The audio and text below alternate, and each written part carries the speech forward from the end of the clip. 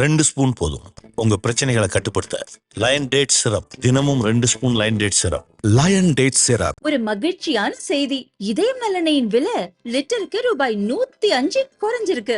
September 2023ல 1 litre இதயம் நலனையின் அதிகபட்ச விலை ரூபாய் 503. ஆனா இப்ப 1 லிட்டர் இதயம் நலனையின் விலை ரூபாய் 398 மட்டும்தான் தமிழ்நாட்டுல. அப்ப இனிமே எல்லாரும் இதயம் நலனை வாங்கலாம் இல்ல?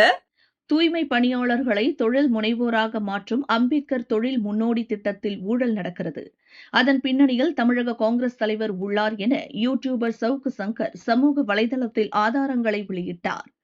சென்னை கீழ்ப்பாக்கத்தில் உள்ள அவரின் வீட்டில் சென்ற 24ஆம் தேதி அத்துமீறி நுழைந்த கும்பல் வீட்டில் இருந்த பொருட்களை சூறையாடியது.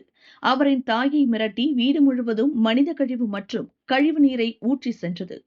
இந்த சம்பவம் தொடர்பான வழக்கு சிபிசிஐடிக்கு மாற்றப்பட்டு விசாரணை நடந்து வருகிறது. வழக்கை சிபிஐக்கு மாற்றக் கோரி சென்னை ஐகோர்ட்டில் சவுக்கு சங்கரின் தாய் கமலா வழக்கு தொடர்ந்தார். மனு நீதிபதி ஜி.கே. இளந்திரையன் முன் விசாரணைக்கு வந்தது.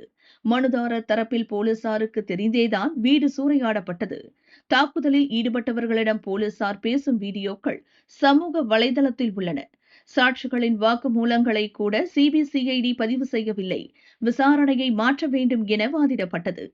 சவுக்கு சங்கர் வீட்டை சுற்றியிருந்த கண்காணிப்பு கேமரா காட்சிகள் கைப்பற்றப்பட்டுள்ளன. இதுவரை 5 பேர் கைது செய்யப்பட்டுள்ளனர். சிலர் அடையாளம் காணப்பட்டுள்ளனர். சம்பவத்தில் 21 பேருக்கு தொடர்பு உள்ளது. விசாரணை ஆரம்ப கட்டத்தில் உள்ளது. சம்பவத்தில் ஈடுபட்ட அனைத்து நபர்களும் கைது செய்யப்படுவர் என சிபிசிஐடி தரப்பில் தெரிவிக்கப்பட்டது.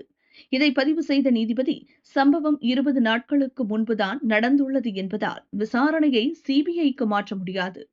விசாரணையை சிபிசிஐடி விரைவாக முடித்து இறுதி அறிக்கை தாக்கல் செய்ய வேண்டும் என உத்தரவிட்டு மனுவை தள்ளுபடி செய்தார்.